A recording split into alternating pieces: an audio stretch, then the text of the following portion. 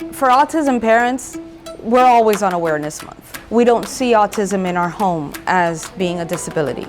We see it as being a different ability. So is society ready for autism? I would like to think that they are, but they're not. Hello, my name is Margot Acosta. I am the mother of Sofia Acosta and Cristobal Acosta. Both of my children are on the spectrum, and I'm here today because it's a very important month. It is Autism Awareness Month. So therefore, I'm here to talk a little bit about my children and to kind of show a little bit of awareness of why this month is so important.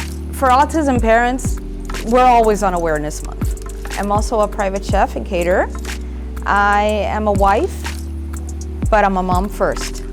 And that is the beginning of my story. My children, like I said in the beginning, both are autistic. My girl, who is 16 years old, is an Aspie. She has Asperger's. That means she's a little bit more high functional. Chris, on the other hand, is autistic, kind of middle of the road. He is about 5'6", 5'7", weighs about 275 pounds, is still in diapers, and he has a second condition called Prader-Willi. He's our gentle giant. A lot of times my children are seen awkward. A lot of times my children seem spoiled.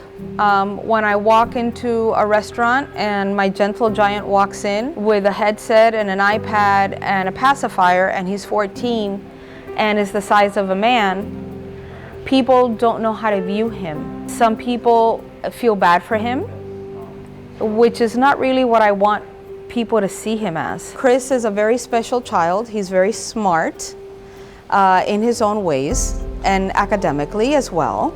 But there's certain social things that he doesn't quite grasp. He doesn't understand yet.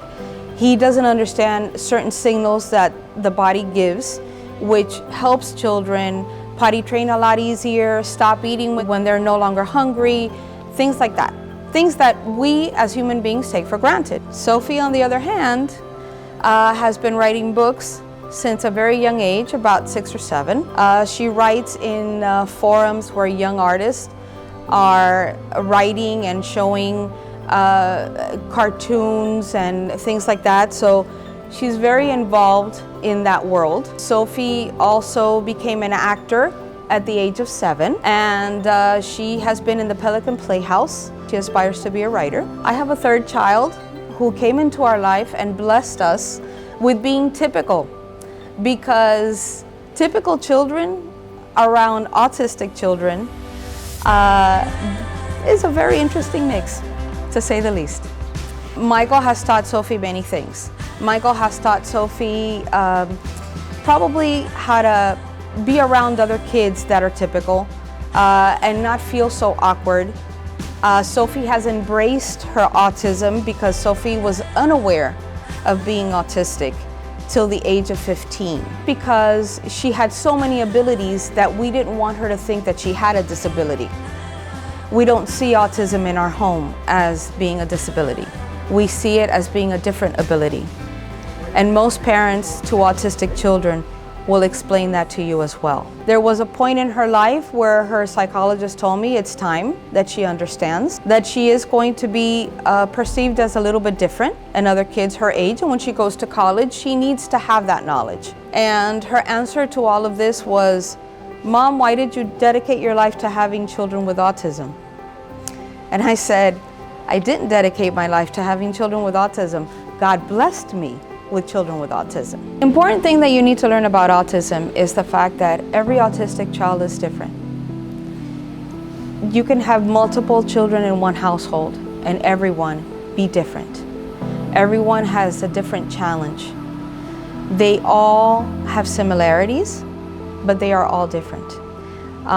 The CARD Foundation has always been a place to go to for many things. Not only the beginning early step program that they have to start educating new parents, but they also have different programs that you can look into for your children or for your loved ones, because everyone has to learn how to deal with that autistic child. And the only way that you know how to do that is by entering their world. And it's very difficult when you want to be an outsider. It's more important to be an insider and have a little bit more understanding. Autism is not a disease. Autism is a condition. We don't die from autism. We live with autism. That there's people out there that are adults with autism that can't hold a job, that don't fit into society, but still have needs like everybody else. They have a need to dress, they have a need to eat, they have a need to live in a place where after their parents have gone, are treated like human beings, are treated the way they should. That's why support is so important. So I think education and awareness is very important nowadays, and the education part is there. What we need is for people to be aware that they need to come into their worlds because they might not be able to be in your world. When we thought of putting together a foundation, we thought of Autism Learns. The name just came very easily to us. We're parents and educators with autistic children that would help those parents that actually need that little bit of help. Maybe we may not be able to cover a full tuition. We may not be able to cover the full summer camp, but we may be able to choose 10 children from families that are poverty stricken and say, you know what, we're gonna help you with those summer camps. And that way the parent can continue working. Summer camps, very expensive for children on the spectrum.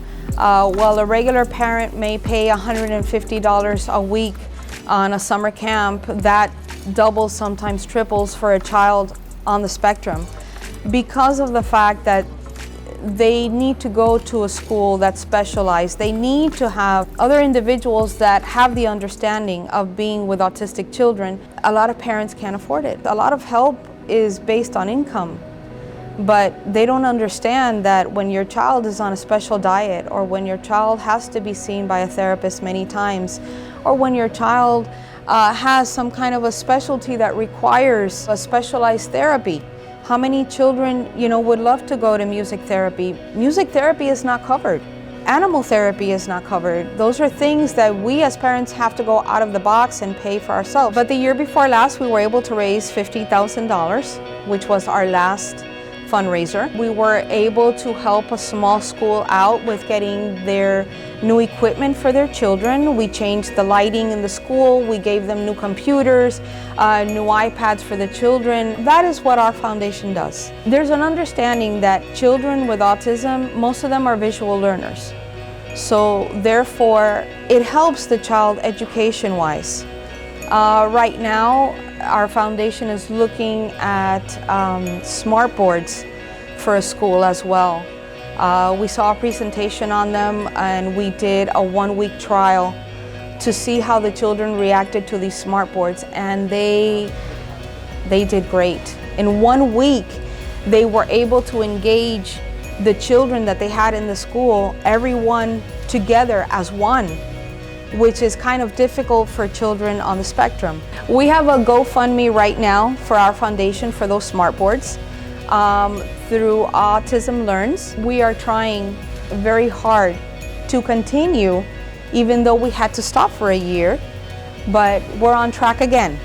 And being on track again, I think, is giving us all a little sense of hope, which is the only thing that we can ask for.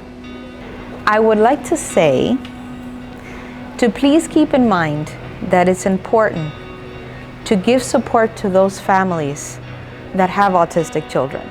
Not money support. They'll figure it out. We always do. Emotional support.